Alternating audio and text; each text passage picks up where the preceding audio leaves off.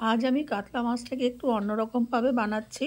বাড়ির লোকেরা যদি রুই কাতলা যে নর্মাল সাধারণত আমরা যে রান্নাটা করি সেটা যদি খেতে না চায়, তাহলে আপনারা অবশ্যই বাড়িতে এইভাবে বানিয়ে দিতে পারেন এই মেথি কাতলা।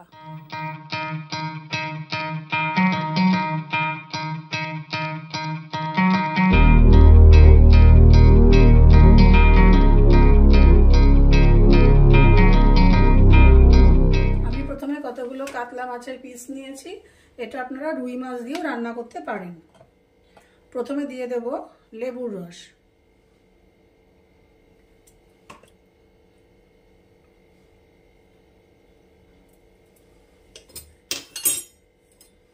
তারপরে দেব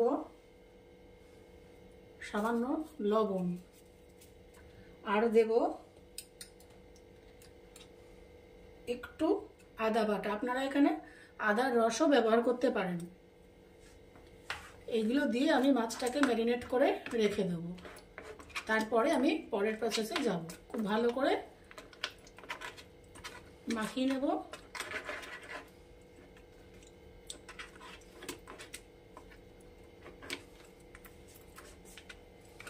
এরপরে আমি এর পরের প্রসেসে ফিরে আসছি। প্রত্যেকটা মাছে যেন লেবুর রস, আদার রস আর লবণ যায়।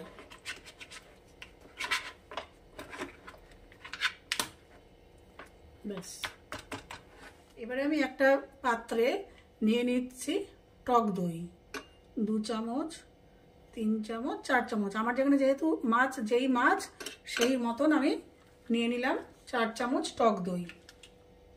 এর মধ্যেই দিয়ে দেব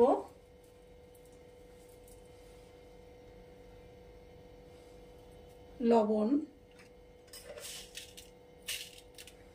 পরিমাণ মতো চিনি,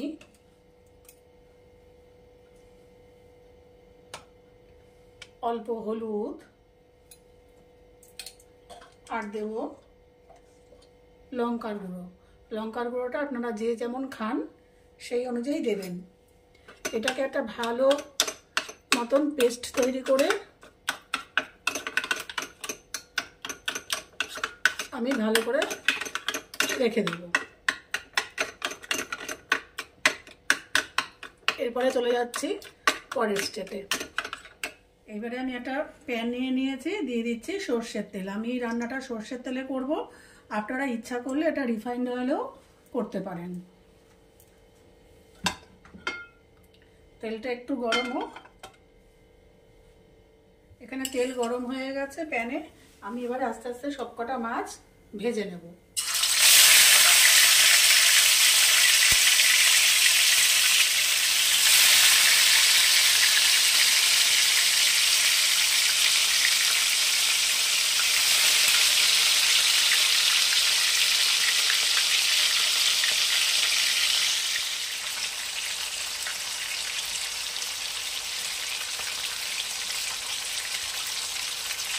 এখানে মাছগুলো খুব ভালো করে ভাজা হয়ে গেছে। এবার এগুলোকে আমি তুলে রাখবো। এই তেলেই এবার আমি ফোড়ন দেব অল্প সামান্য একটু মেথি,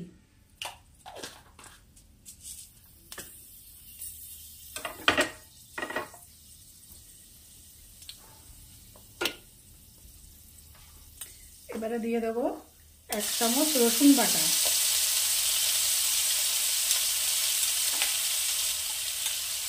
আর 1 চামচ আদা বাটা। আচ্ছা, রসুন আমি 1.5 চামচ দিচ্ছি। দিয়ে এটা আমি ভালো করে থাকলে নেব।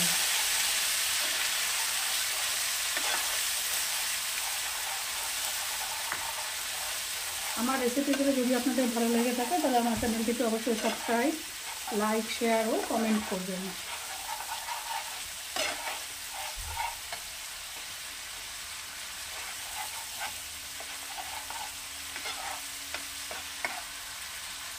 মশলাটা খুব ভালো করে কষিয়ে নিয়েছি। এবার আমি যে দইয়ের মধ্যে নুন, হলুদ, লঙ্কা গুঁড়ো, চিনি মিশিয়ে রেখেছিলাম সেটা দিয়ে দেবো।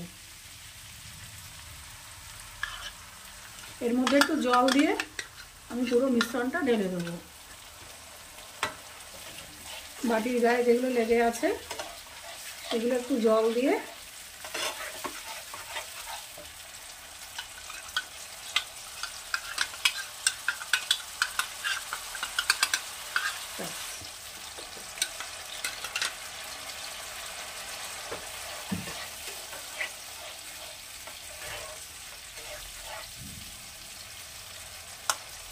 এখানে আপনারা লবণ ঝালটা দেখে নেবেন,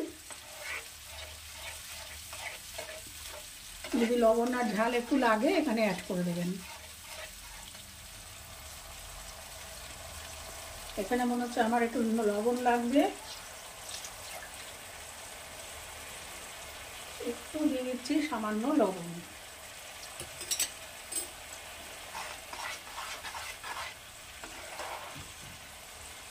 মশলা কষে এসছে, এবারে আমি দিয়ে দেবো একটু কসুরি মেথি।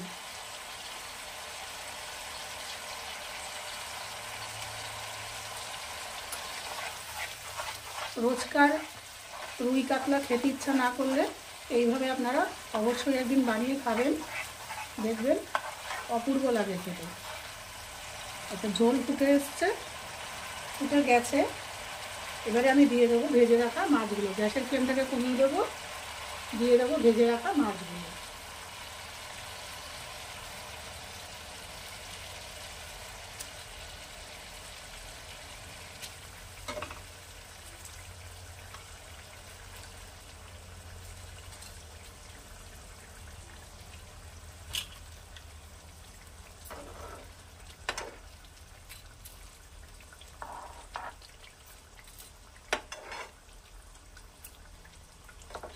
ব্যাস, এবারে লো ফ্লেমে আমি মিনিট 2-3 একটা পিঠ রান্না করব। মিনিট 2 পর আমি মাছগুলোকে এরকম করে উল্টে দেব, অপর পিঠটাকে হতে দেব, এরকম করে আস্তে আস্তে উল্টে দেব।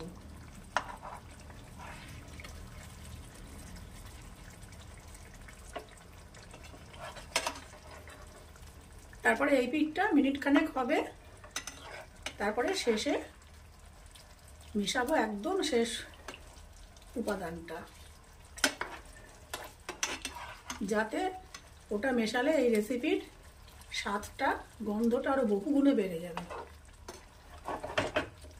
এবং খুব সহজ প্রসেস এটা।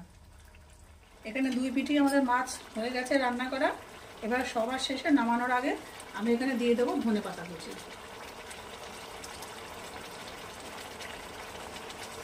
দিয়ে একটু নাড়িয়ে আমি নামিয়ে ফেলবো। আবার এটাকে উল্টে দেবো, মাছগুলোকে দিয়ে আমি নামিয়ে ফেলবো। এবার আপনাদের কাছে আমি এটা প্লেটিং করে নিয়ে আসছি।